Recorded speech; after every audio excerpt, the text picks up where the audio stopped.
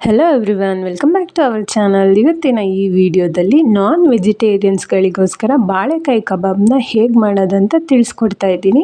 ಹೇಗೆ ಮಾಡೋದನ್ನೋದನ್ನು ನೋಡೋಣ ಬನ್ನಿ.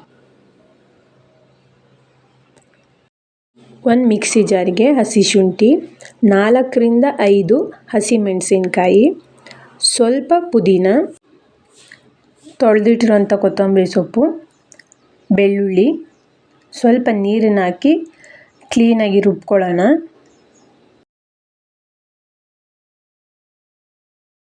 ನೆಕ್ಸ್ಟ್ ಮಸಾಲೆನ ರೆಡಿ ಮಾಡೋಣ. 2 tablespoon of chilli powder,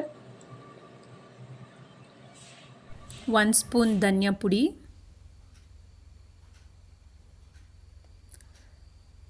1/2 table spoon garam masala, ಸ್ವಲ್ಪ ಟರ್ಮರಿಕ್ ಪೌಡರ್, ರುಬ್ಬಿಟ್ಟಿರುವಂಥ ಮಸಾಲೆ,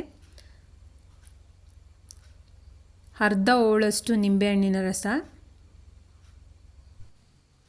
ನಿಂಬೆಹಣ್ಣಿನ ರಸ ಹಾಕಿದ ನಂತರ ಇದಕ್ಕೆ ರುಚಿಗೆ ತಕ್ಕಷ್ಟು ಉಪ್ಪು. ನೀವು ವಿಡಿಯೋದಲ್ಲಿ ನೋಡ್ತಾ ಇರ್ಬೋದು, ಬಾಳೆಕಾಯಿನ ನಾವು ಆಲ್ರೆಡಿ ಕ್ಲೀನಾಗಿ ನಮಗೆ ಬೇಕಾಗಿರೋವಂಥ ಸ್ಲೈಸಸ್ಸಿಗೆ ಕಟ್ ಮಾಡಿ ಇಟ್ಕೊಂಡಿದ್ವಿ.